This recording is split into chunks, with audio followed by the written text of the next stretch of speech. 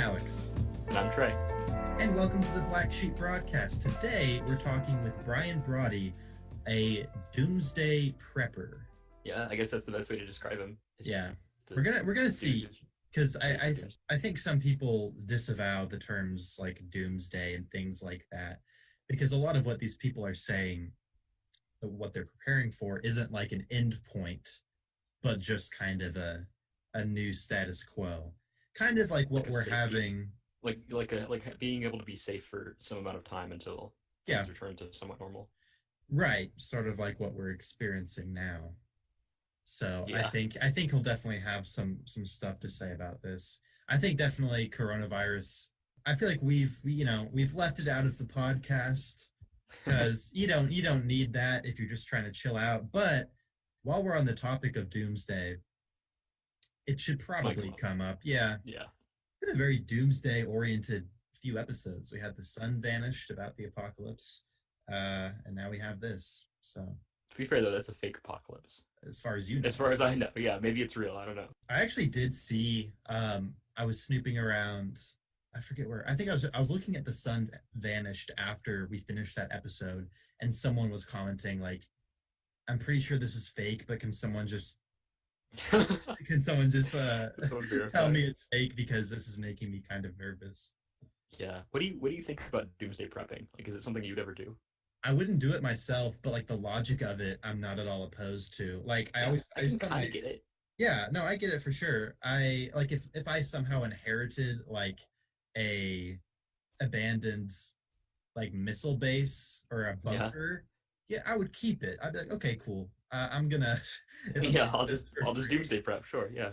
Well, and I think there's a case to be made. One of Brian's points is sort of that to some degree everyone is a doomsday prepper. If you have health insurance in Oklahoma, I mean, we have tornado shelters because that's something that's relevant to our lives. But I think we're gonna get into his head a little bit, figure out what he thinks about Doomsday. It should be a fun time. What's going on? Nice to meet you. How are you? I'm doing well. We're doing good. Getting by in this trying time. I'm sure you know. I love trying. Well, right. That's all I do is trying times. So I love it, guys. I'll be honest with you. Yeah. Well, I mean, it makes sense for someone in your position that, when these times do come about, you might feel like, there's kind of a payoff to what you've been doing. But before we get too ahead of ourselves, I guess we'll start with you sort of introducing yourself. Sure. What you're about and what got you into this world of quote unquote doomsday prepping. Yeah, and you know what, guys? I think you're going to be surprised because it was such a confrontational relationship with National Geographic, the whole doomsday prepper thing. And I had to call and check this morning to see what I'm even allowed to say about it because the attorney's like, look, don't throw anybody under the bus. Just do the damn interview and get out, right? Don't try just to be a nice guy and don't, right, Trey? Try to be a nice guy and don't go off on anybody. And I go, well, I don't know. I'll give it my shot. So I'm Brian Brawdy. And however many years ago, I fulfilled a childhood dream, right, Alex? I always wanted to see the country. I wanted to explore. I wanted to do it outside. And probably more important than anything else, guys, I wanted to do it on my own terms. I wanted to come and go as I please. So I bought a Ford dually, a diesel pickup truck. I bought a Lance camper, and I set about with the plans of the solar panels and the wind turbines and everything else so that I could get out in the middle of nowhere, whether everyone else wants to, quote, dry camp. I wanted to get out in the middle of nowhere and be able to do what I wanted. I know I just sound like a narcissistic hack, don't I? But I wanted to be able to do what I wanted, when I wanted, and I didn't want anyone to vote, right? So, our campsites are full. You can't plug in. Don't worry. Send me out back, right? I don't need electricity. I don't need running water. I've designed the rig. So that was the beginning of, what did they call? Oh, the New York Times called it the green RV. I don't know to what degree. And to be honest with you, we probably started a little bit before that because we had been traveling the country, doing television appearances and everything else. Right. And I'm certain we had been in the New York Times for a while before Doomsday Preppers and Nat Geo called and said, and maybe they're the same company, I don't even know, to be honest, called and said, hey, would you mind if we came and did an interview, did a show and this and that? So I think, as best as my memory recalls, that's how I got involved, was them reaching out, maybe to my publicist or to someone and going, hey, do you think you would want to do a show? And we were off to the races. Like you said, it was a childhood dream, but what made you decide, like, I'm going to do this right now? That's a great question. When I was little, I remember having a bunk bed, and I would put sheets around the four sides of it, right, brother? Because I just wanted my own contained, and I think I said in the video that I did that I wanted my own spaceship, right? I wanted my own Star Trek. I wanted my own Star Wars, right? I wanted my own little pod. So if I remember correctly, I was doing the Dick's Sporting Goods Outdoor Adventure Tour. I was doing a national tour. So I said, well, I've got a little bit of money. Why don't I put it into it? And then I'll do the tour. So that's probably, Trey, what caused it to hit right at that time was a little bit of extra income. I was already traveling the country anyways. I was tired of being on airplanes. So I thought, great, why don't I design it and do it? And I remember having a lunch with the people from Lance Camper out in California. And I go, here's what I'd like to do. And I remember the CEO grabbing the check for lunch and starting to sign it right away, because he said, you're going to do what? Well, this. You're going to get on where? Well, all the major networks, this, that, and everything else. And I think he still to this day thinks I'm insane. But so I decided that I was going to do it. And that was it, right? Put the solar panels on, put the wind turbine on, redesigned the battery compartment. If I remember correctly, I had 6 onboard batteries, right? So I literally could go out in the middle of nowhere and go the hell with you. I think I'll stay for a month. It turned out not to be a month. I think I hit a different state. In that year, I know I hit 49 different states. And it still makes me laugh. It might not make your listeners laugh, but people would come up to me at shows and they would go, 49 states. What's the state you didn't hit? And I go, wait for it. Didn't build a submarine. Right. Wait, hold it. It'll hit you. Didn't build a helicopter. What state didn't I hit? And they'd go, yeah, geez, I don't know, right? What state didn't I hit? I didn't make it to Hawaii because the money I did have, Alex, I didn't have money to put myself on a ferry, on a boat, and piggyback on an aircraft carrier to get to Hawaii. So I didn't hit Hawaii. But I guess a short answer, Trey, would be I had the money. I had the schedule. I think I had signed a contract for 1 or 2 years, 30 weekends a year in different cities. So I thought, great. Why not do it? Who can give me a hard time, right? They go, why'd you do that? Well, I'm going to be in 30 cities. I don't like sleeping in hotels. I'll sleep in my own rig, right? Come and go as I please. So I think that was the impetus of it. Okay. So when this all began, it didn't necessarily have roots in any sort of, the words we throw around as, doomsday apocalypse type scenario, but it was just something that you were interested in. Yes, sir. It was, and I'll be honest with you, when Doomsday called and it's doom and gloom, the reason we had a little bit of a hard time, let me just say this. Maybe they have done here's one thing that may surprise you. I've never seen the episode. Well, what'd you think of your rating? I couldn't care less about that either. Well, what'd you think about them saying you can? Again, couldn't care less. I did it because I wanted to. The hell with all the critics and all the people voting. Well, we would have done it this way. So when you put a Lance camper on a pickup and stuffed it up with everything, that's how you did it. Oh, well, I never did that. Oh, then why do I care about your opinion? Like, I didn't care about the vote, whatever. So when the Doomsday thing came along, even though I'm an ex-cop from a large city, even though I city life and everything else, terrorist, I like to be out in the middle of nowhere. So when they came up with the idea of Doomsday Preppers, and I go, well, here's how I do it to get away. So whatever the terrorism is, whatever the pandemic is, whatever the sky is falling, Chicken Little is, whatever the boys and the girls that cry wolf, whatever that is, I knew I would just get away. So I think Doomsday, and I remember one of the other things they were always upset about, and when they came to do the first filming, I had such a antagonistic relationship with the director that they ended up sending a second crew just to finish because the director and we just didn't see eye to eye. And here's the reason. I never believed in the Doomsday aspect of it. I was going up against people that would house out of 150,000 rounds of AR-15. I have this, I have that. Yeah. And I remember saying, if you have all those things, why would you tell someone like me? Right? Yeah. Why would you brag? Yeah. Oh, well, here's where I've buried my food cache. Are you an idiot? Because when it tips, and it will, I'm going to be coming, and I'll be taking your weapons. I'll be taking your food cache. So why?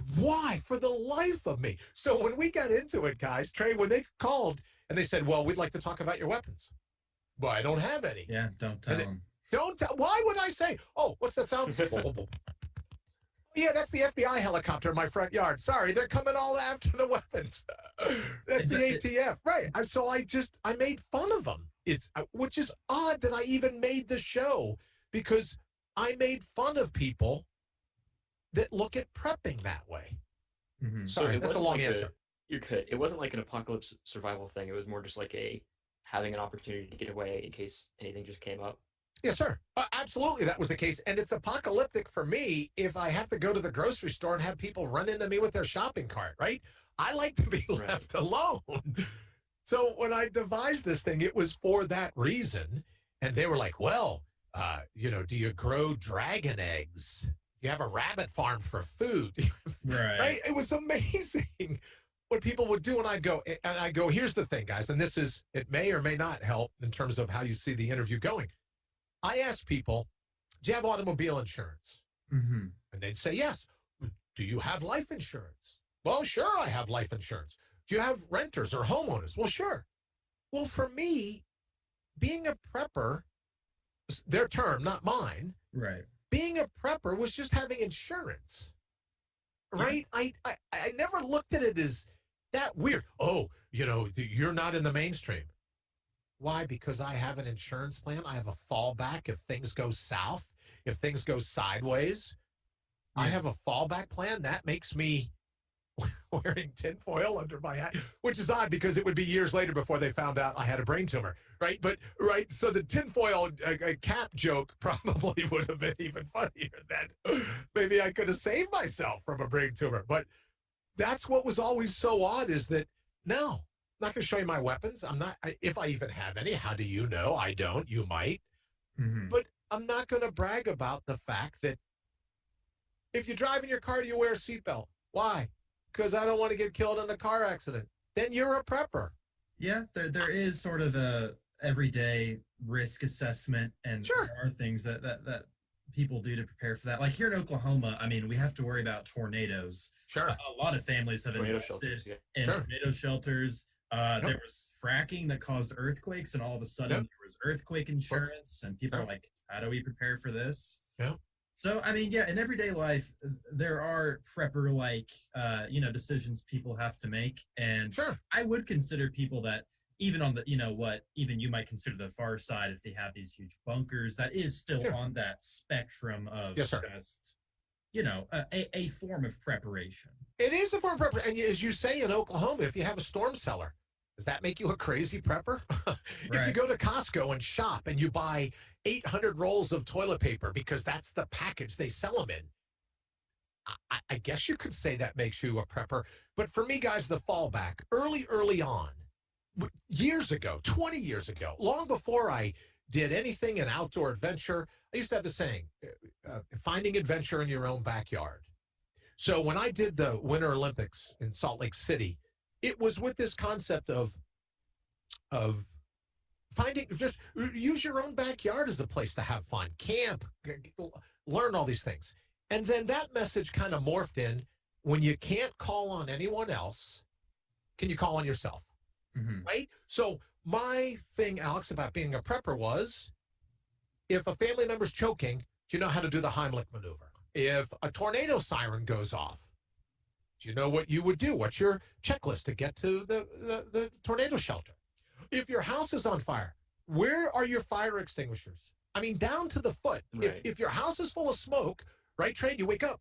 How many feet do you have to feel around to get to the wall that holds the fire extinguisher?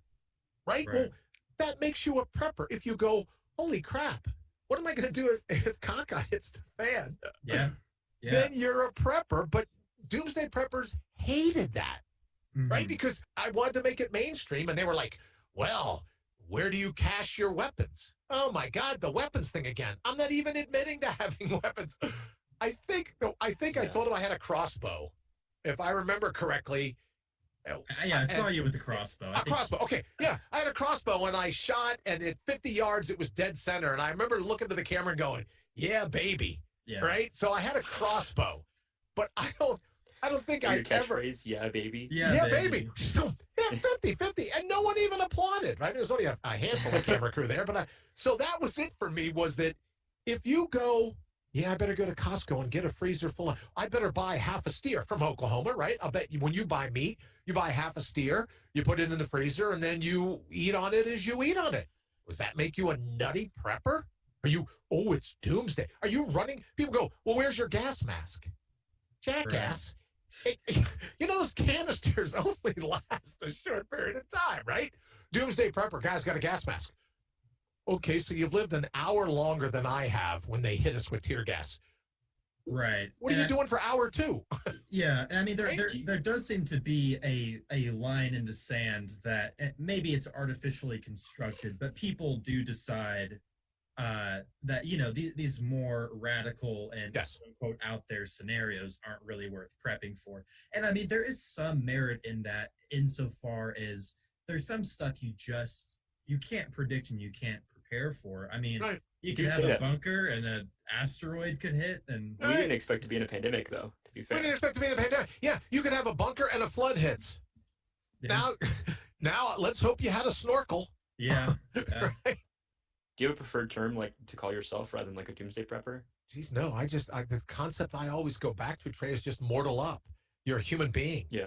You have, notwithstanding everyone running around with brittle brains atop a balsa wood spine, mortal up. Whatever fate throws at you, square your shoulders and figure out how to get out of it. So other people have called me doomsday prepper, and it goes back to, well, what do you think about what other people say about you? I couldn't care less, right? Well, what do you think if if over on Spitter? Well, I have the Brian Brawdy Show that we do live 5 nights a week. The amount of crap that's said about me around social media, people go, what'd you think? What do I think? I think I couldn't care less about your opinion. Have you followed along? Well, we think you're an ass. Great. I've been looking to rebranding. I'll take the term ass, right? I just don't care.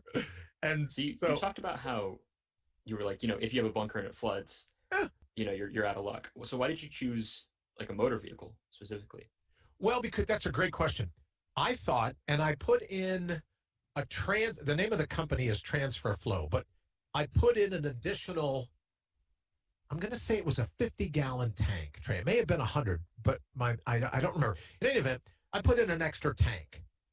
So I could fill up on diesel fuel, and I could go thousands of miles just on the tank that came in the Ford and the Transfer Flow tank. For me, I chose an RV, and I chose one on a dually because if something hit, I could get out in the middle of nowhere and then just drop anchor. I never have a thought, right? And Doomsday Prepper, well, how are you going to get from city to city? Who the hell would want to move from city to city? I'm out in the middle of Quartzsite, Arizona. I'm out in the middle of beautiful places in Oklahoma. I'm out in the middle of nowhere. Why would I move? I have all the water. I remember I got in trouble in Colorado because the law was, you're not allowed to catch falling rainwater. Oh, that's weird. Yeah, great. Send the state police after me. That'd be great. Why don't you do that? So I think for me, the vehicle, and if I remember in one spot, I said, look, if the vehicle's compromised, I'll get on my mountain bike and I'll ride it out in the middle of nowhere. I'll pitch a tent, a little Catadine or a little Optimus stove, and I'll eat and purify my water and drink out in the middle of nowhere. So it was a little bit it was a little Russian doll kind of setup, right, Alex? Where I would go big, smaller, smaller, smaller. And I knew if I had to hike away from the mountain bike, I could make it with a backpack, get out in the middle of nowhere. And I know it's weird, guys, but I'll be drive. Sometimes I'll drive, we'll be on an interstate, and I'll see a little ledge up somewhere and go, I could live there for 6 months. Right? So for me, it was always about the adventure, Trey. It was always about finding myself in the middle of nowhere. Can't dial 911. Can I call on myself? Absolutely. I can call on myself, and that was the beginning of it. And the end of it. Right. So it's like, even if you run out of fuel or anything, you could still like just live where you are. Just live where I am. Sure. Yeah, because you got the solar panels and the wind turbine to power. I guess if you ran out of electricity, you'd go, well, how do you get light? Well, wait for the sun to come up, right? I mean, there were all these questions, right? Oh, well, how would you do this? Well, I'd live like they did when Abraham Lincoln was president. Right. A candle. There you go. I would go back to like cavemen. Right. I would throw a spark that way, right? There was. I mean, I don't think that's weird. That's just it's a very human thing, especially when you're saying like, oh, I could see myself living there. I mean, that probably has roots in sort of some weird nomadic hunter-gatherer part of our mind. We like to think, oh yeah, that little cliffside, that looks like a safe place. Even if you're caught up in sort of modern assets, like you're driving around the wilderness, you could still think, oh yeah, I could chill out here. Yeah. And I found great places. Here's where I think, and if I've traveled as far away as China. Oh, really? Wow. And I How'd can't you get the RV find. over there? Exactly, right, exactly. On the way to Hawaii, right? Good point. I've traveled as far away as China and spent some time in a cave, but that's a different story, right? That's part of the martial arts and the meditation. That's a totally different story. But so for me, there's so many beautiful places in the United States.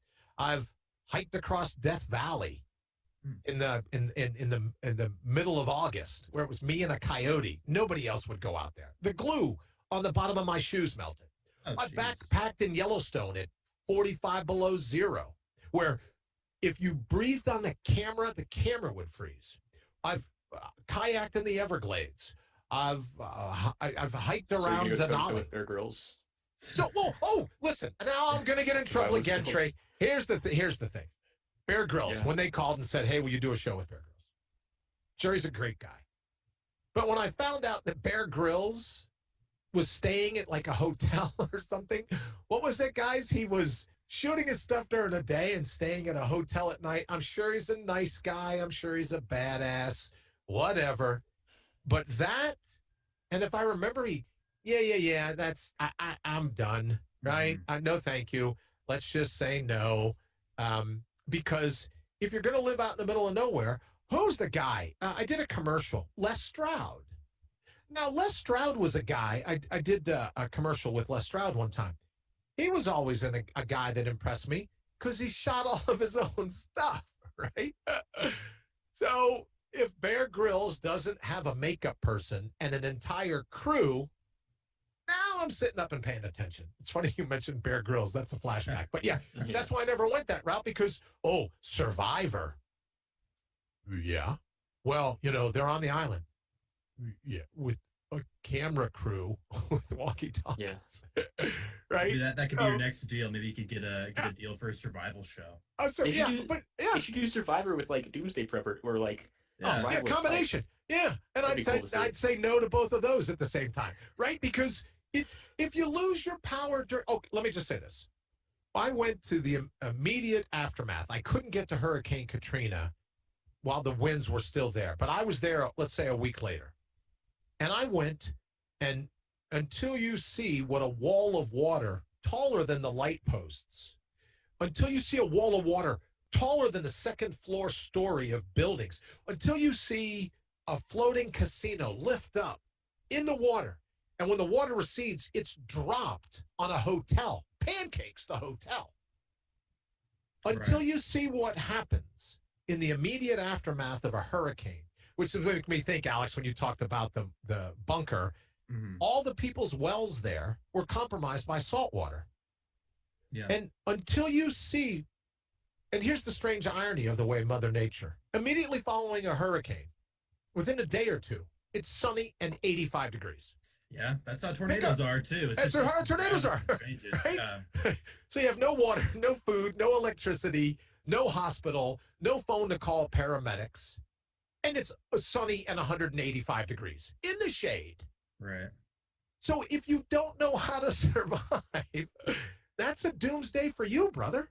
Right. Well, I'm Right? curious when you mention stuff like that. Have you heard of the availability heuristic in statistics? Basically, there's actual probability, but a lot of people will tend to believe something is more probable if it's more like visible to them. So I believe that. yeah, and when we think, and it's definitely true. Like if you think of something like shark attacks because of like Jaws, you Right. know, I mean, Or Shark Week. oh yeah, I mean, I'm scared as hell of the ocean, but the Right. chances of that happening is really low. And definitely things, there's some very Especially if you never go in the ocean. Especially.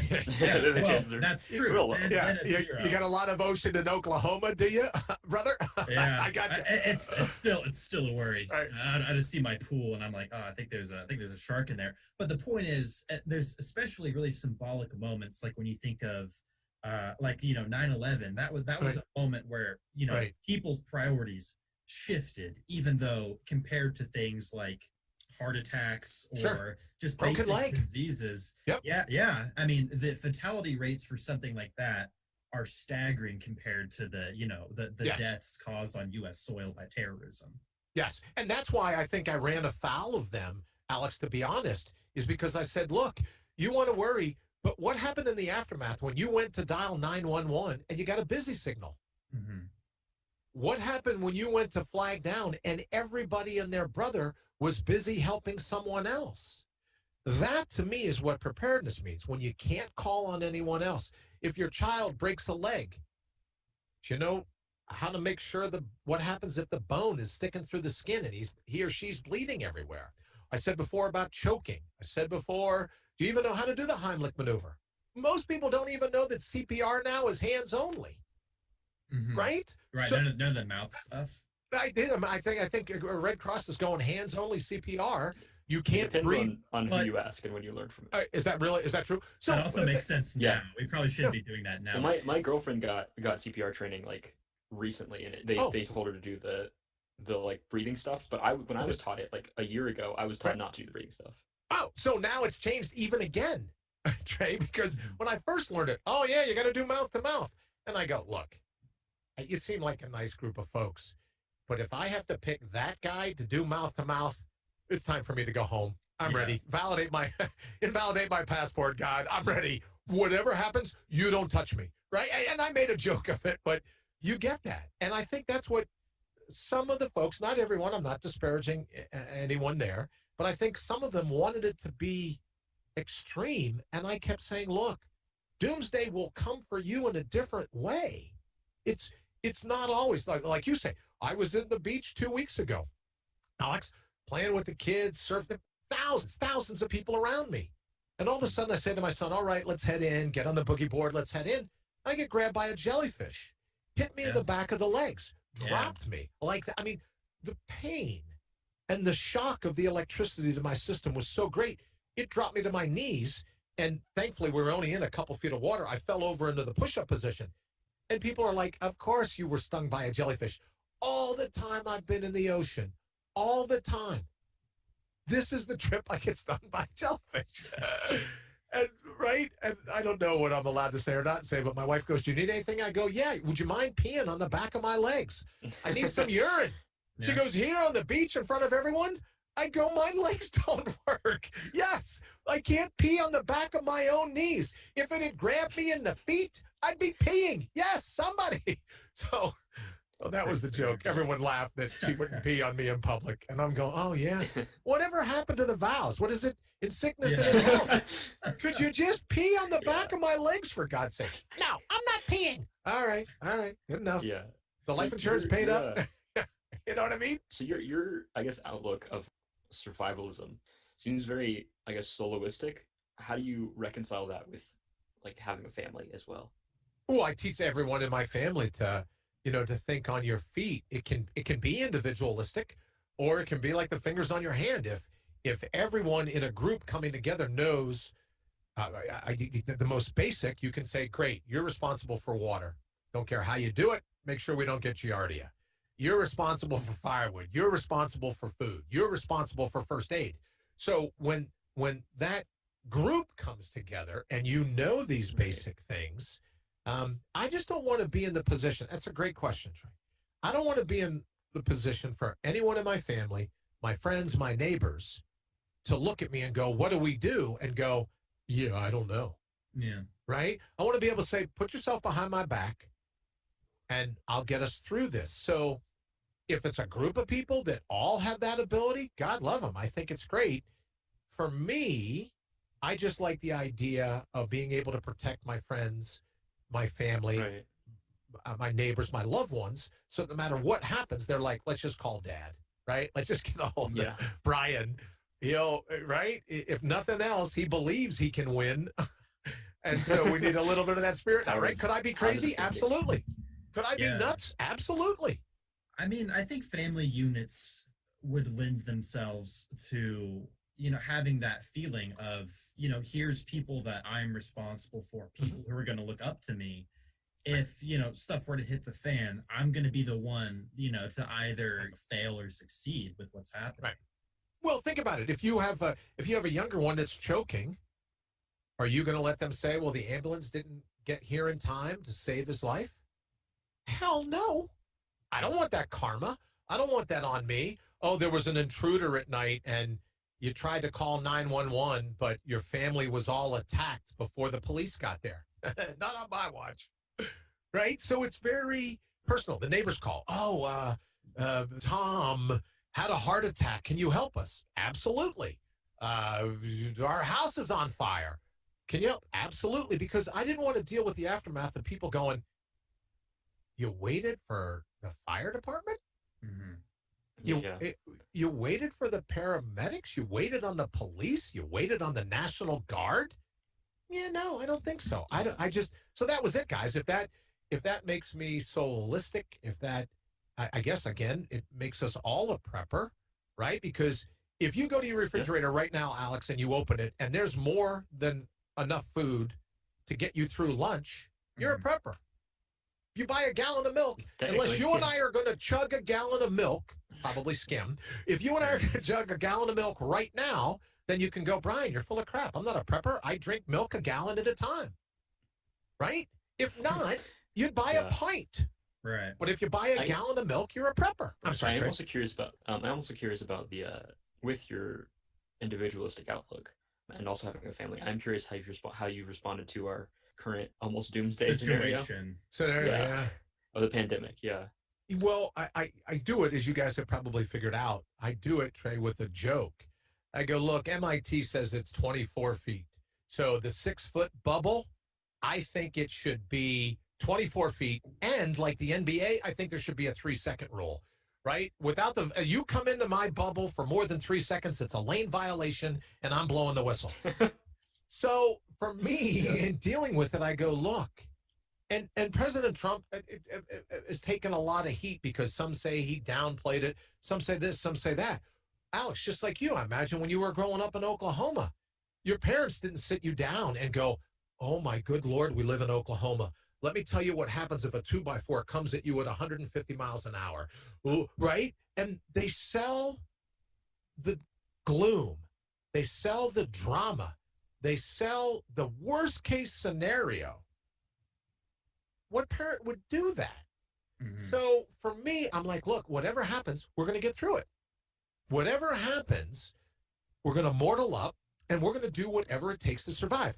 We're not going to sit in the corner and cower and go, oh, fate, why me? We're going to square our shoulders and say to fate, you should have picked on someone else.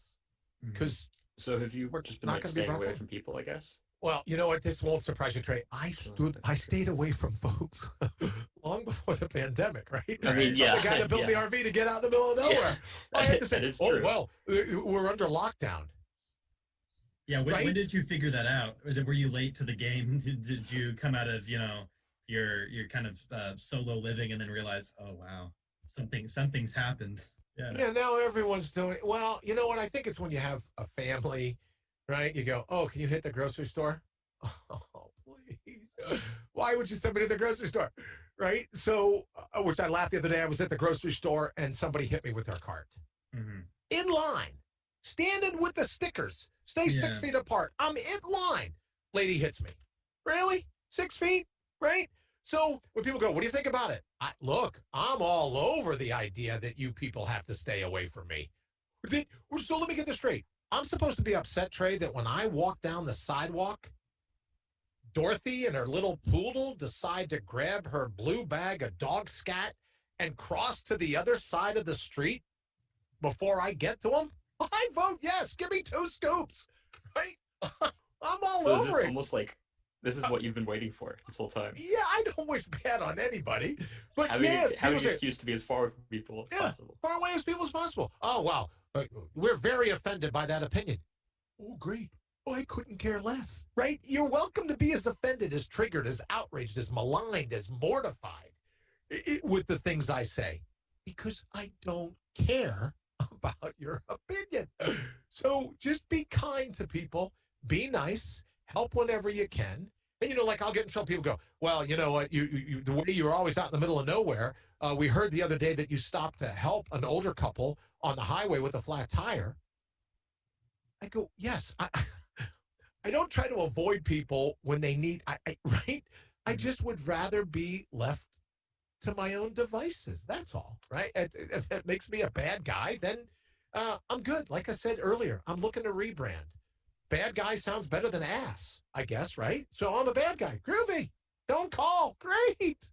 Don't try to reach out. Great. I get too many emails as it is. I'm good with all of it.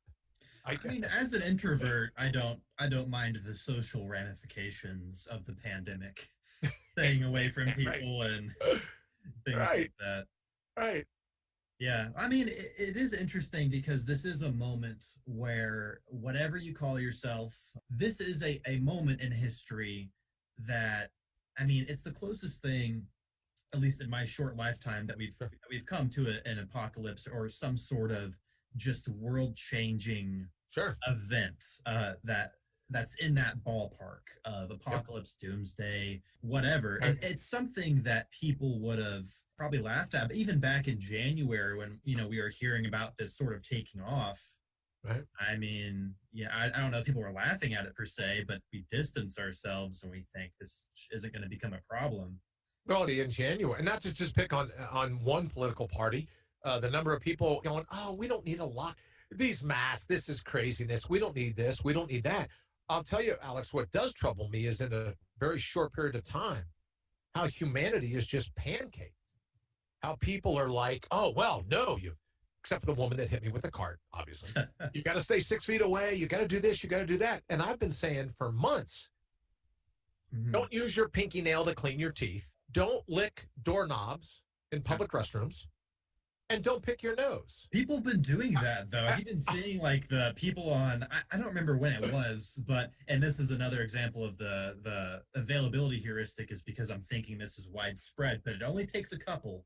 Right. People who are, like, licking toilets on airplanes and stuff and licking ice cream cartons, they would open it, and, like, there was some thing where... And she got arrested for it. Charged with, like, something huge because it's, like, a big deal. Oh, yeah. I mean, especially now, that probably would count as, like... manslaughter almost, or potential manslaughter. But, well, you saw that young boy yesterday that was sent home from school because he sneezed. Oh, really? I did a post on Facebook. Yeah, he was in I forget where. It may have been in Virginia, although I don't remember. It's on the Facebook page. I talked about it this morning. We'll be talking about it tonight, where he sneezed twice. They took his temperature, nothing, called his dad, made him come get him, so he's expelled from school until he has a test that Alex Berenson, former reporter from the New York Times, said are useless, right? They said there are people now at the CDC that says temperature isn't a precursor for COVID-19. So now this poor kid is expelled from school, can't come back, and the press release by the school board said because he had COVID symptoms. Yeah. If you sneeze, you have a COVID symptom now? There have also been people who, like, there was a kid who tested positive for COVID and their parents sent him to school anyway. Like, that's different. Yeah, that's different. Yeah, did you see the picture like day one of a Georgia high school where it was just absolutely crowded, no one wearing any coverings, and those students were, I think, suspended. Of course, the ones who posted pictures of it, were right, for telling the truth. Right, the school was like, oh, it's because you took photos of minors without consent, and that obviously seems like, But the thing is, I think you're right that with COVID, it is scary to see, at least in America, the really inadequate response, and it makes you wonder what would happen if there was something even crazier, more out there, more doomsday like. If this isn't, Well, Alex, I guess now this is just me, right? So that this would be a good time for you to put up the little graphic that says the views expressed by Brian are his, not Alex and Trey, but. Then stop looking for everyone to be Santa Claus, the Easter Bunny, the Tooth Fairy. Well, the president let us down. I never asked the president to hold me up. Well, the WHO gave us wrong information. I haven't listened to a word that comes from WHO until since Roger Daltrey was the lead singer. Centers for Disease Control. Huh? Well, they let us down. I never ask them to boost me up, right? So I think everyone wants a Santa Claus. Everyone wants a superhero. And all I've suggested is be your own superhero. Be your own King Arthur. Be your own Queen Guinevere, right? Just be your own superhero. So for me, when people can you believe? I never asked them to be my bodyguard. Never did. Yeah, well, the thing is I can imagine the be your own King Arthur as being applicable in something like what's that volcano, Mount St. Helens? Mount St. Helens, sure. Yeah, let's say it blows up and you think, there's the danger. I got to get me, my wife, my kids, whoever. I got to get away from here. But the thing with the coronavirus is that it's a bit more of like a passive threat, I suppose. It seems like what we do is intrinsically linked to like what we understand about the virus. Sure. Well, one of the things now they're all saying that, what is it? Is it 4%, guys? And I could be wrong, Trey. Maybe it's 6%. If your girlfriend just took a CPR class, she's probably more knowledgeable than I am. I think they said 6% was just straight COVID. Every other fatality has had a comorbidity. Well, to be fair, though, I will say about that, because this is something I have researched. Oh, good. Basically, it's what's listed on a death certificate. So, for example, if you get hit by a car, they'll list, let's say you get hit by a car, you go into a coma, and you asphyxiate while you're in the coma. They'll list blunt force trauma, coma, and asphyxiation all as causes of death. Right. Even though it was asphyxiation that really killed you. When they say that there's other causes of death, it just means that, let's say you have an issue with your lungs genetically. Right. COVID, it could be manageable normally, but then COVID causes it to kill you. Absolutely agree. So there's a comorbidity that exists, right? You say if you had a lung disease or you had a genetic, there was something that existed beforehand. Guys, I've been on record for saying for months now, I think a lot more of us have had it and got over it. Yeah. Spent the weekend feeling just like you got kicked in the face by a mule. Yeah. And then you start to feel a little better, you feel a little better. And maybe that's the opposite of you saying, Alex, well, when all you've ever heard about is Jaws. Dun, dun, dun, dun, dun, dun, dun, dun, dun, dun, dun. Everyone's afraid of sharks. Then I come through on the other end and going, look, especially as a survivor now of 5 brain surgeries. Oh, wow. In 2.5 years to try to get rid of this golf ball-sized brain tumor. And I know it's terribly Taoist, the Tao follows its own path. If you're a Muslim, you'd say, Inshallah, if Allah wills. If you're a Christian, you'd probably say, Our Father, whenever, hallowed be thy name, thy kingdom come, thy will be done. Let's say, so for me, when I blend together, yea, though I walk through the valley of the shadow of death, I fear no evil. When I blend all that together, all the different religions, all the different philosophies, stoic as it is, when your number's up, your number's up. Mm-hmm. So I've never been one to sit back. And I say to people all the time, my back was built for the corner, right? I just recorded a spot today that said, if you're not outnumbered, why would you get up off the couch? And I think what happens to humanity is that they feel protected. They're in this bubble. Oh, Mother Nature will always, she holds you in the palm of her hand. Mother Nature will always protect you. Look, if you spend any time in the wilderness, here's what you do know. If Mother Nature extends her hand, it's because she's trying to get the other one around your neck. Nothing about Mother Nature watches out for humanity. Nothing. Because if she did, there wouldn't be hurricanes, tornadoes, earthquakes, lightning bolts, tectonic plate shifts. Yeah. There wouldn't be pandemic. You and I would never have heard about Ebola. So I think humans go, well, I'm a human being. Well, guess what? Nature doesn't give a crap. That's true. Yeah. Nature doesn't care. Nature is personified as this like pure, mother, caring entity, but then you see stuff like parasitic wasps that lay their eggs in like dead babies, and like it really doesn't care. Well, but I'm curious. You said that you reach this degree of stoicism where you combine a lot of elements of religion, and I know that you're sort of a psychically oriented guy with regards to things like the mind and meditation. I mean, what is your sort of, I know this is its own can of worms, but that's okay. You have a specific sort of worldview that you bring to the table with this stuff?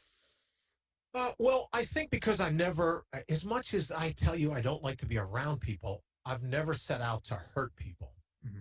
So my train of thought when it comes to, well, what's your religion or what's your philosophy and this or that I truly believe that the First Amendment is a great idea long before the Constitution was ever formed, long before the Bill of Rights was ever formed, right? I believe that your right to think and speak and congregate and move about, I think that predates anything that man has ever written down, right? So you as a human being have the right, as long as you don't hurt another person. No, it's terribly libertarian of me now that I say that, but you have the right to think and feel and act within your bubble, how you think and feel and act. And for me, if I had a religion, I've heard people say, you're the most religious person we've ever met, yet the most anti-Christian person we've ever met. Or you're the most this we've ever met, but the most anti-organized religion we ever met. I went on and on and on last night on the show talking about, let me get this straight. What's his name? Oh, I'm going to forget that name now. He's the big time preacher with the white teeth and the big mop of hair. He's got a mega church. And they got a picture of him yesterday driving a $500,000 sports car. Right. So, yeah, I'm not a fan of organized religion. If your head guy, and you guys will know the name because he was the one that wouldn't let homeless people during the last storm stay in his church. Oh, Osteen. Joe, thank you so much. I'll say it so that Trey doesn't get in trouble. Just edit Trey's out. Beep Trey's voice when it comes time to do this. I'll say it. Joe Osteen, you're a preacher and you drive a Maserati, whatever it is. I was even dumb enough last night where I said, well, he could have given some of the homeless people a ride. And my EP got on the air and said, well, there's no back seat in that car. Oh, help me. So now it's an Italian sports car with no back seat. So I don't dig organized religion, although I absolutely believe that people have the right to embrace that. Yeah. I do believe in taking care of another human being. And so I think I'm very Taoist. So kind of just like the golden rule. The golden rule, right. And very stoic, right? Very Jobian, I guess, if you want a Judeo-Christian spin, very Jobian in that if it happens, it happens. I walk through the valley shadow of death, I fear no evil, right? If it happens, it happens. And when it's time for you to go home, it's time for you to go home. You're going to go back. Look, big bang or big breath. You walked off the savannas of Africa or you were evicted from the Garden of Eden. God or gravity, let's say. Sure. We still come from the earth. There's still dirt in our DNA. Yeah. So instead of always trying to kill each other because our beliefs are different, we're going to go back to the same energy that put us here in the first place. And I don't see the need to kill each other over a difference in opinion. It's well, we're trying to save you. I'm good. Well, we need a president to protect you. I'm good. Thanks. Yeah. I'll take care of that myself. Your individualism in terms of like survivalist also sort of extends to your religious beliefs then? Well, yes, I would say if you allow my individualism and religious beliefs to be a bit more quantum mechanical and say that each one of us is a collapse of the wave function, right? Like as you sound like both of you sound like you're really, really well-read guys. You know that whatever combination of molecules that happens to make up the Brian, or happens to make up Trey, or happens to make up Alex, it all comes from the same quantum function. It all comes from the same wave. So yes, if you drop a bowling ball into the ocean, individual drops spit up, and the three of us are each one of those individual drops. Pretty soon you're going to be back in the wave. Yeah. So yeah. Does that make sense, or is that too much? Does that make sense? I get it. It actually does to me. I've been having that feeling a lot lately. I've been reading a lot into panpsychism, which is a really weird idea. But yeah, essentially just that consciousness is something that is innate to every being, and if we are somehow like a concentration of that, like a return to that, upon death. I mean, like the purely Darwinian idea is that, well, yeah, your body's just gonna rot, worms are gonna and it's all good because worms get a meal. But I do think there's something more to it that sort of extends, beyond your body when you die. That's interesting. Could very well be. And the nice thing I say, Alex, all the time in the show is you can't spell Brian without the I in idiot. So for your people listening now, for all your followers listening when we do this, these opinions are mine. You're welcome to them, or you're welcome to not take them. I could be totally wrong. We blew an entire hour. Brian's nuts.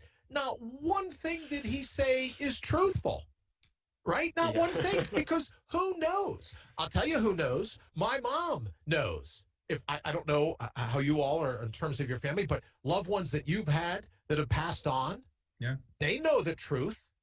The rest of us are posers. Yeah. Well, here's what I think I believe. No one gives a shit what you believe, right? Ruth Bader Ginsburg knows. The people that have gone on before us know. Mm-hmm. If you want to say, I'm pontificating, great. You're still a poser. The three of us don't know anything, right? The people that have gone before us, they know. And I have to say that if there is life after death, the people that have gone on are looking at us and going, are you people insane? The things you want to fight about, the things you want to kill about, the things you want to, are you absolutely crackers? Or you could say, they're in their afterlife. They don't give a shit about what we do. Why? Because they're in the afterlife. And it's like, look, I'm in the afterlife. I don't got time for your mashugana. Right? Whatever Yiddish you want to do, it's on you. I'm in the afterlife. I waited 89 years to get here. Well, of course I'm sending your call to voicemail. Moron. Right? So if I'm wrong, I'm wrong. Just try it.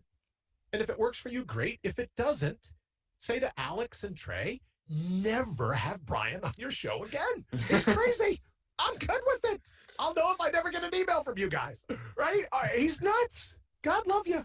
The universe love you, whatever your definition is, right? We're all here together. So that's my closing thought, I guess.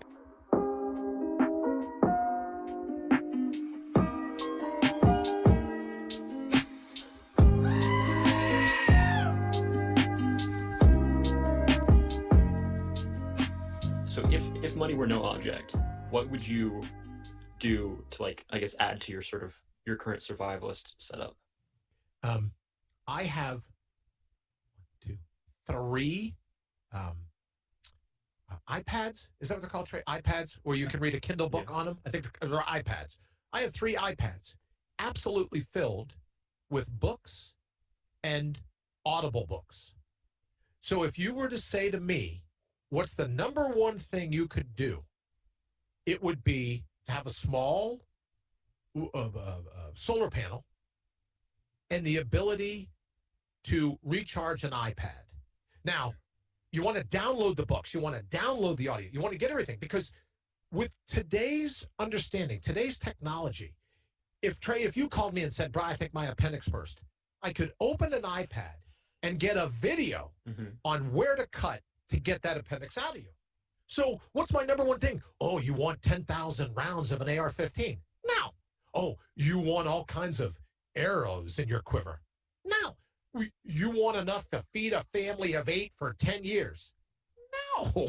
What do I want? I want the ability to recharge an iPad, because if I'm confronted with something and it's been written about before, I can learn from the experts what they did to handle that challenge. You can get a book on how to filter your own water with a coffee grinds and a dirty sock, I think, right? So, True. right? Here's all this survival stuff. You know what I mean? Here's all this stuff. I go, I get an iPad. Well, why? Well, because your 10-volume, I'm the greatest survival expert of all time. You should buy my Wikipedia encyclopedia of what to do if caca hits the fan. Yeah. No, I get the iPad. I get the Kindle version of your drool, right? But then have a little solar panel so that you can recharge it, and it'll philosophically, physically, physiologically. And that's what I would do if money were no object. I would get every book Audible ever recorded. Yeah, that's probably not start. fiction. Probably not fiction, right? But every book that Kindle recorded, I would own it. Did you know that you can download like all of Wikipedia and just like text files? Oh no, I didn't know that. See, there's another thing you know that I didn't. Really? It's not that big either. Would I should? Really? Thank you so much, brother. Because now, Trey, I'm going to tell my wife. Trey said I need to get another iPad. So she'll go. Oh man, when I get my hands around that Trey, well, I'm going to act like Mother Nature, right? When I get my hands around his neck, I'll show him. So, do you think I could get it on one iPad? Yeah, I don't think it's that big from what I've seen. I got to wrap, guys. I got to run to Apple. Are we allowed to go to Apple? Someone told me the other day you just can't walk in, even with a mask. Yeah, I'm not sure. Yeah, me neither. I'm not sure. Well, real quick, any plugs you want to give for people that want to hear more from you? They can just go to mortalup.com. Obviously, Radio Bry, just radio and the same word Bry. They can come to it. And what I'd like to do is extend an invitation for you guys to call in, and we'll get a thing. We'll come. We do a live show Monday through Friday. And I'd love to have you come on and do it. But if people want more information, they can go to mortalup.com, MORTAL up.com, or radiobride.com. It takes them all to the same place. That way you don't have to worry about how to spell my name. And and the last thing I would say is the views expressed here are not necessarily those of Alex and Trey. So if you love the show, send them great emails. If you hated anything, there's an email tab right there on mortalup.com. It's not their fault. Brian, yeah, send the email, send the hate mail to me. I love hate mail. It's fantastic. I warm myself by it. It's very refreshing when it gets cold outside. So these guys are great. I'm the one that you have an issue with. So if you didn't like something I said, send me an email and we'll figure out your particular version of keyboard courage. And we'll get to the bottom of it. So, guys, if that's it, I'll let you go. Sorry to have blathered on for a whole hour. No, you're good. No, thank you very much for being on the podcast. All right, gentlemen, thanks so much. It was great hanging with you. Great questions. Yeah, you too. Thanks. Okay. Bye-bye. All right. That was wild. That was super interesting, honestly. Brian is a fascinating guy. Yeah. Yeah. Very interesting views. Yeah, that are his views and not BlackSheep Broadcast's views, just to be clear. But yeah, well, and I mean, it's a weird time for this kind of stuff, you know. I know he doesn't even identify necessarily with the term prepper, but yeah, if there was ever a time that being a doomsday prepper paid off, it's now. I think survivalist is probably more accurate for him. Survivalist, yeah, for sure. Yeah, I mean, I kind of got that vibe too. It's not so much of a doomsday prepper kind of guy, but he's just someone who really appreciates sustainability and just being able to look after yourself. Is it weird that I've spent a lot of time thinking about, like, in some sort of post-apocalyptic world, if I could just read about how to do like a surgery, like, could I do it? It's a really weird. You think about that regularly? You know, I think about like, what could I do if I like went back in time and I had like the knowledge of how to do things? Could I manage to actually do it? Like if I had like a Wikipedia article on here's how you make a generator, could I make one? Oh yeah. Oh, you like before a generator existed? Yeah. Oh, I get that. Yeah, I don't know. It's interesting. Mm-hmm. I wonder if any of those people that have bunkers, if like when this COVID stuff started, if they just kind of crawled into their they just went their shelters, locked it, and were like, all right, we'll come out in 2 years, see if things have cleared up. Yeah, well, and we're sorry to anyone out there who, if you like just listening and not hearing about, the politics and gloom of the world. But I mean, I feel like, at least Brian broached it in a way that, Yeah. it was refreshing. It was fun talking to him. I enjoyed talking to him. Yeah. So if anyone is looking for a podcast, if you want more of Brian Brawdy, you know where to find it. And it's looking like we'll also be there, so double prizes. Yeah. We'll see you next time on the Black Sheep broadcast. Bye.